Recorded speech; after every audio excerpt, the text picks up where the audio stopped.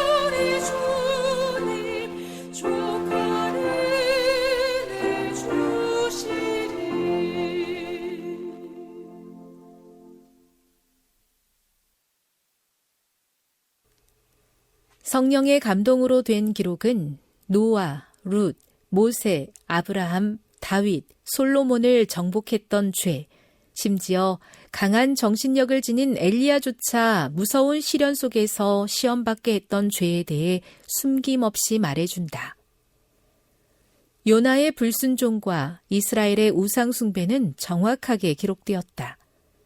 그리스도에 대한 베드로의 부인, 바울과 바나바의 날카로운 논쟁, 선지자와 사도들의 실패와 약점이 낱낱이 드러나 있다. 신자들의 삶에 나타나는 결점, 어리석은 행동이 우리에게 고스란히 공개된 이유는 그들의 뒤를 잇는 모든 세대에게 교훈을 전하기 위해서다. 만약 그들에게 약점이 없었다면 그들은 인간을 뛰어넘는 존재였을 것이며 우리의 죄스러운 본성으로는 그와 같은 탁월한 경지에 이른다는 희망조차 잃었을 것이다. 그러나 우리는 그들이 몸부림치다 넘어진 지점, 또 그들이 마음을 다잡고 하나님의 은혜로 승리하는 지점들을 보면서 용기를 얻으며 타락한 본성 때문에 생기는 장애물을 넘어서도록 이끌린다. 우리에게는 바로 성경의 교훈이 필요하다. 성경은 죄를 드러내는 동시에 그에 따르는 징벌을 기록하고 있기 때문이다. 죄 지은 자들의 슬픔과 회개, 죄로 상한 영혼의 울부짖음이 과거로부터 우리에게 전해지며 그때나 지금이나 인간에게는 하나님의 자비로운 용서가 필요하다고 말해준다. 성경의 역사는 의기소침한 마음을 하나님의 자비라는 희망으로 채워준다. 우리는 절망할 필요가 없다. 우리처럼 낙담으로 몸부림치고 유혹에 넘어졌지만 다시 회복되어 하나님께 복을 받은 이들이 있기 때문이다. 영감의 말씀은 잘못을 저지른 우리를 위로하고 격려한다. 선조들과 사도들은 인간적인 연약함을 지녔음에도 믿음으로 좋은 평판을 얻었고 주님의 능력으로 싸워 영광스럽게 승리했다. 따라서 우리도 속죄의 희생을 힘입어 예수의 이름으로 승자가 될 수 있다. 교회 증언 4권 12에서 15. 신앙생활을 하다 보면 어느 순간 마음이 확 꺾일 때가 있습니다. 또 넘어졌다. 또 똑같다. 나는 왜 이 모양이지? 이런 생각이 듭니다. 그때 우리 안에 아주 위험한 말이 또 올라옵니다. 그냥 나는 안 되는 사람인가 보다 하는 생각이 또한 들기 시작하는 것입니다. 죄보다도 무서운 게 죄를 짓고도 회개하지 않는 마음뿐만 아니라 죄를 짓고 나서 그 죄에 대해 자포자기하는 마음도 되게 위험합니다. 오늘 잠언은 그래서 이렇게 말합니다. 의인은 7번 넘어질지라도 다시 일어나려니와.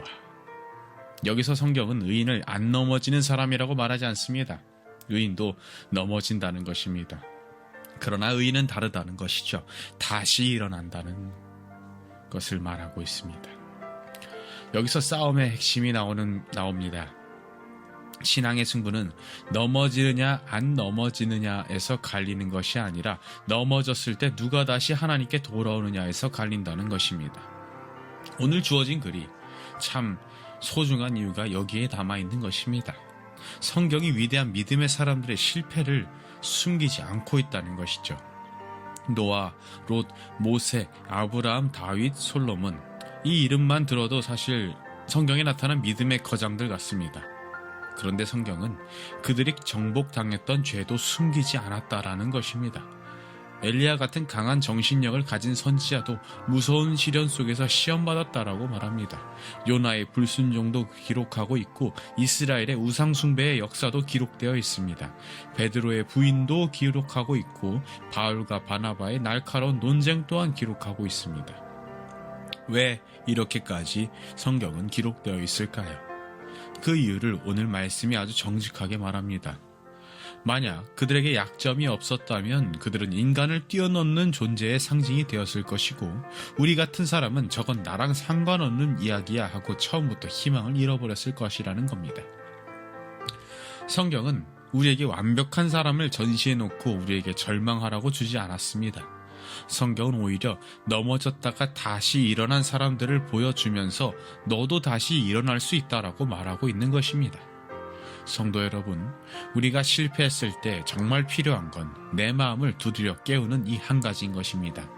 지금 여기서 끝내지 마라. 오늘이 결론이 아니다.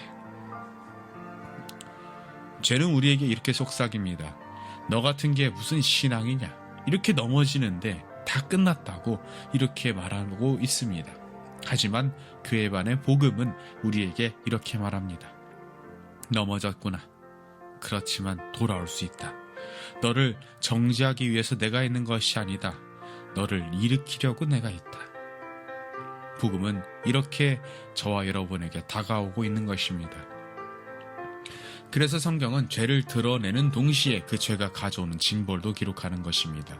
그리고 동시에 그 죄 지은 자들의 슬픔과 회개와 상한 영혼의 울부짖음도 아주 세세하게 기록하고 있는 것입니다.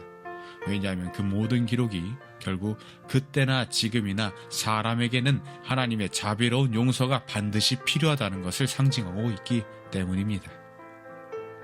혹시 오늘 마음이 의기소침할 일이 생기실지 모르겠습니다. 혹여나 나는 안 된다는 생각이 마음에 올라오진 않을까 하는 생각이 듭니다. 그러나 그럴수록 우리는 성경의 역사를 더 붙잡아야 합니다. 성경은 의기소침한 마음을 하나님의 자비라는 희망으로 채워준다고 기록하고 있습니다. 그렇기에 절망할 필요가 없습니다. 우리처럼 낙담으로 몸부림치고 유혹에 넘어졌지만 다시 회복되어 하나님께 복을 받은 이들이 성경에 많이 기록되어 있기 때문입니다. 그렇기 때문에 더 잘해보겠다는 결심보다는 우리가 필요한 결심은 다시 하나님께 의지하고 붙겠다는 결심이 먼저 되어야 한다는 것입니다. 비록 넘어졌을지라도 그 자리에서 하나님께 다시 돌아가면 됩니다. 죄책감으로 도망치지 말고 자포자기로 굳어지지 말고 하나님 앞에 다시 서면 되는 것입니다. 의인은 넘어지지 않는 사람이 아니라 넘어졌을 때 주님의 손을 붙잡고 다시 일어나는 사람입니다. 그리고 마지막으로 오늘 말씀은 아주 분명히 말하고 있습니다. 우리도 속죄의 희생을 힘입어 예수의 이름으로 승자가 될 수 있다는 것입니다. 이게 복음인 것이죠. 저희는 약합니다. 하지만 예수님은 강하신 분이십니다. 우리는 넘어집니다. 하지만 예수님은 다시 우리를 일으켜 세우시는 분이십니다. 그러니 포기하지 마시기 바랍니다. 오늘의 일로 결론이 나지 않는다는 것입니다. 주님의 은혜가 우리 인생의 결론임을 기억하시며 살아가는 저와 여러분 되시길 바라며 말씀 마치겠습니다. 함께 기도하시겠습니다. 하나님 아버지, 저희를 또 이렇게 말씀으로 다시 세워주심에 감사드립니다. 비록 저희가 자주 넘어지고 죄로 연약해진 순간이 많이 있을 줄 아옵니다. 하지만 다시금 일어서서 하나님께 나아가는 오뚜기와 같은 믿음을 저희가 가질 수 있도록 인도하여 주시옵소서. 예수님의 이름으로 기도합니다. 아멘.